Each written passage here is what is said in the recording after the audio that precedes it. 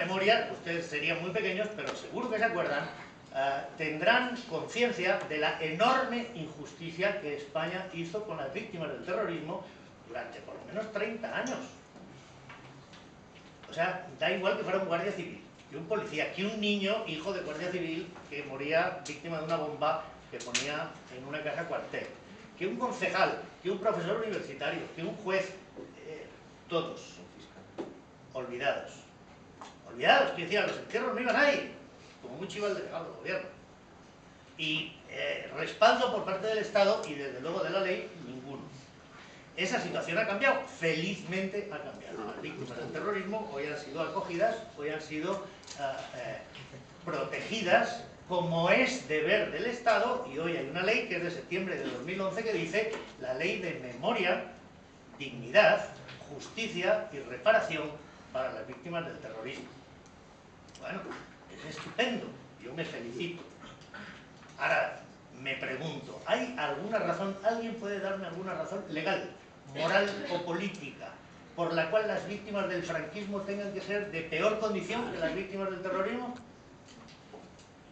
Y no sería tan difícil como modificar esa ley y decir, donde dice terrorismo, dígase cualquier clase de violencia política.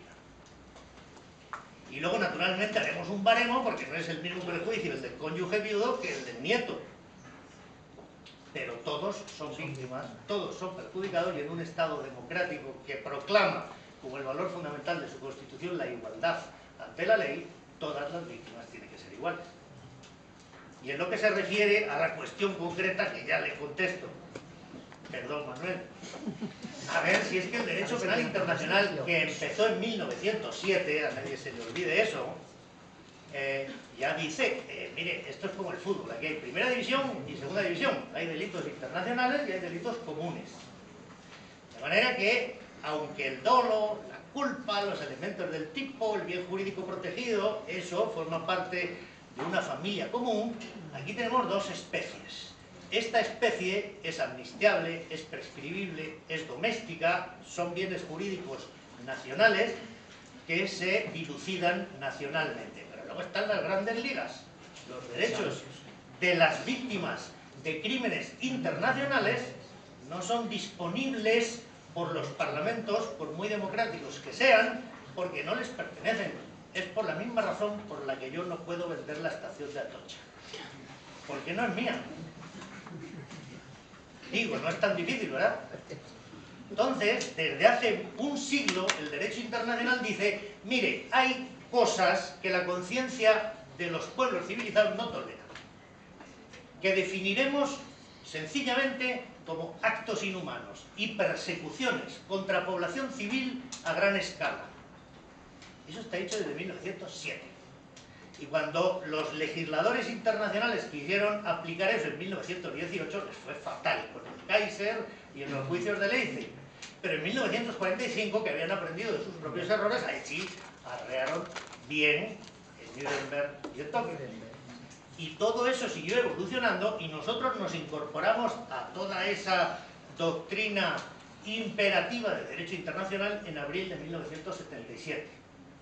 Y no es una aplicación retroactiva, es que la primera infracción grave que cometimos fue en octubre de 1977, apenas 6 meses después de habernos incorporado a clase, pues empezamos a no presentarnos a los exámenes. Perdóneme, ¿la ley de amnistía es válida? Sí, en parte no, yo no lo sé. En la medida en que discriminemos delitos internacionales y delitos comunes. Pero ¿quién tiene que hacer esa labor de síntesis? Pues los jueces, perdónenme, si les pagan para eso. Entonces sí es verdad que hay cosas que uno lee en las resoluciones que dice que te lo mandaba de vuelta a la Facultad de Derecho. Sí, pero de él. Pues ya con eso termino porque está dicho casi todo. Entonces lo que sí quería es hacer un llamamiento. El otro día dije esto en Barcelona y dije, ¿me está usted llevando a las barricadas? No, hombre, por de Dios, yo soy funcionario público, no cobraré eso. No, estoy llamando a la acción, al ejercicio de los derechos. La mejor manera de ejercer los derechos es ejercerlos. Entonces, los más importantes son todos los que acaban en ON. Expresión, que es la que estoy ejerciendo yo ahora, información, participación, reunión, manifestación y, por ejemplo, petición. Uno de los deberes que no hemos cumplido es que necesitamos una comisión de la verdad, que puede ser gubernativa, que puede ser parlamentaria, pero que en todo caso está ahí entre los deberes que desde 1977 firmamos en algún sitio que íbamos a cumplir y no hemos cumplido. Bueno, eso puede ser objeto del ejercicio del derecho de petición, que está en el artículo 29 de la Constitución, de manera que no veo yo ahí barricada alguna, y que podemos firmar y dirigir al señor presidente del gobierno, Palacio de la Moncloa, que está aquí cerca, podemos incluso llevar la carta en mano, Derecho de petición. y también al Congreso de los Diputados, que podemos ir en metro. Y además hay otro artículo en la Constitución que tampoco desgastamos suficientemente, que es el de la iniciativa legislativa popular. Yo con esto ya termino porque me he pasado sobradamente de tiempo, como amenacé que haría. Y a mí se me ocurren dos iniciativas legislativas populares que me parecen de decencia, o sea, para vivir en un país mejor, si son cosas como muy fundamentales. Entonces, una es la que ya he anunciado. Mire, la ley de derechos de las víctimas del terrorismo, por favor, me la modifica usted. Y donde dice terrorismo, pone usted violencia política. Y ahora sí, todas las víctimas son iguales. No parece tan difícil.